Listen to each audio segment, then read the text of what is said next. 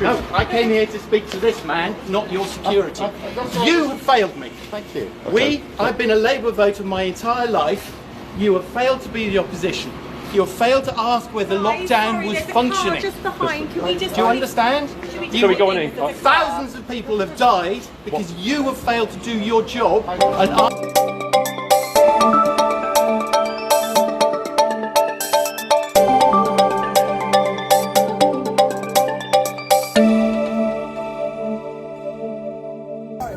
the man who was supposed to lead Labour to victory just suffered the most humiliating moment of his career. What was meant to be a routine speech turned into a public reckoning, boos, outrage, and an audience that once supported him turning against him in real time. Is this the end of Starmer's leadership? And what does this political earthquake mean?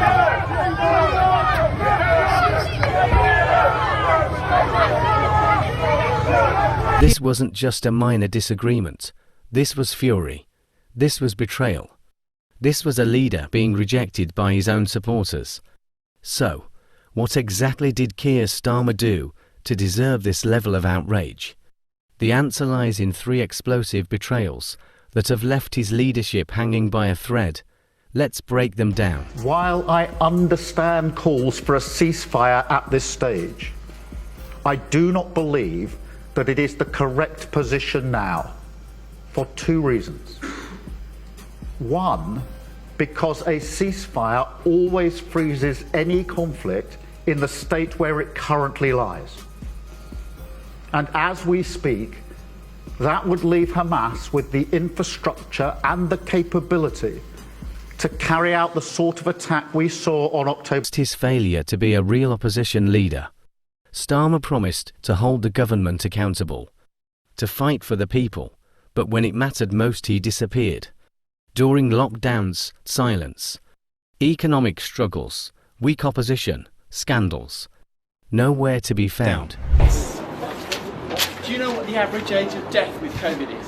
According to official national statistics, it's 82 years and 3 months. The average age of death normally? 81 years. Do you understand that we because old people are dying? Do you see this graph? The last time we had this much death was 2008. That's the British Medical Journal. No, I came here to speak to this man, not your security. You have failed me. Thank you. I've been a Labour voter my entire life.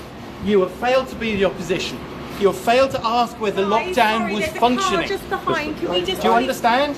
Shall we go on in? Thousands of people have died because you have failed to do your job and ask the real questions. And the public took notice.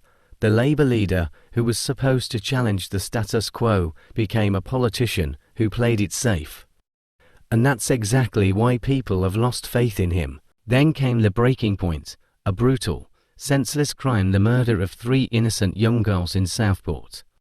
A tragedy that shook the nation. People wanted answers. They demanded accountability.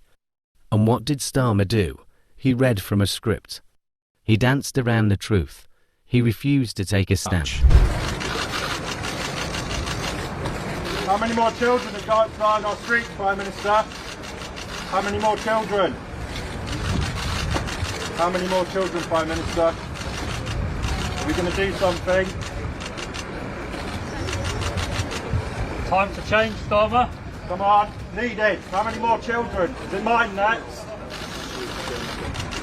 Are you going to stand up for our children? That. Bye-bye.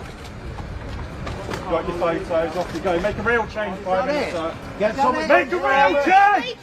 Get our children! Go away! I just found out my friend's 9-year-old daughter was killed. You're not wanted!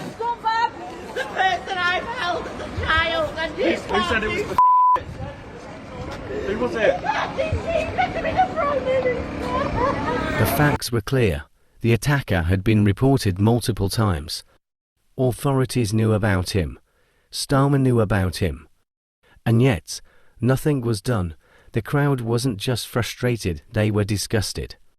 And in that moment, Any last shred of trust in Starmer shattered. And finally Brexit, the issue that defined British politics 4 years. Starmer had fought tooth and nail against it. He pushed for a second referendum. He rallied against leaving the EU. And now he's pretending none of that happened. Labour voters remember, and they feel betrayed. Starmer wants them to move on, but they refuse. To those Labour voters who said their grandparents would turn in their graves, but they couldn't trust us with high office. To those who reluctantly chose the Tories because they didn't believe that our promises were credible. To the voters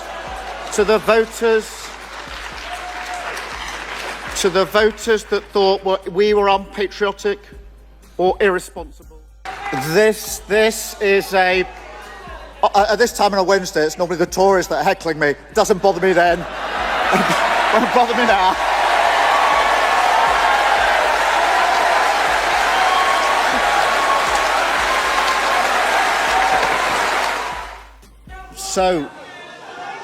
So, you see,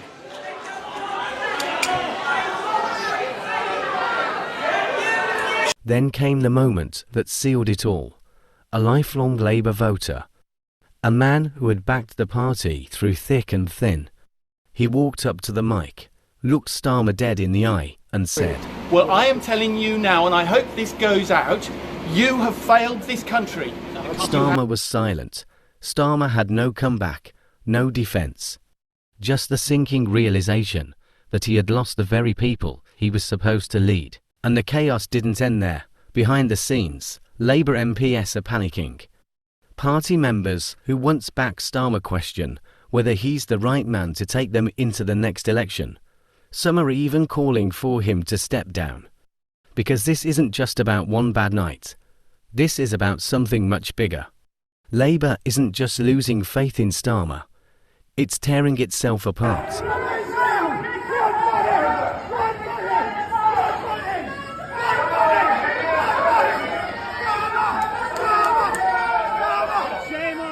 And now, the £1 million question. Can Starmer survive this? Or is Labour heading toward a full-blown collapse?